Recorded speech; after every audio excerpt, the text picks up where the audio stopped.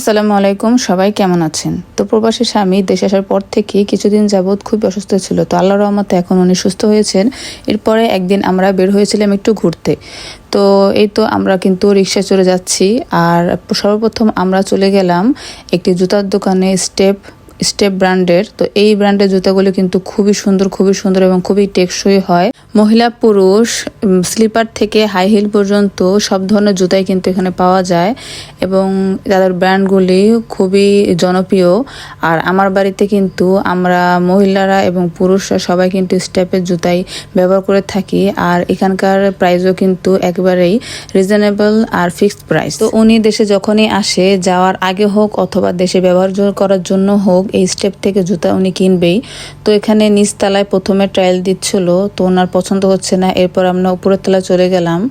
আর ওনাদের দোকানটা কিন্তু আগে ছিল এক জায়গায়।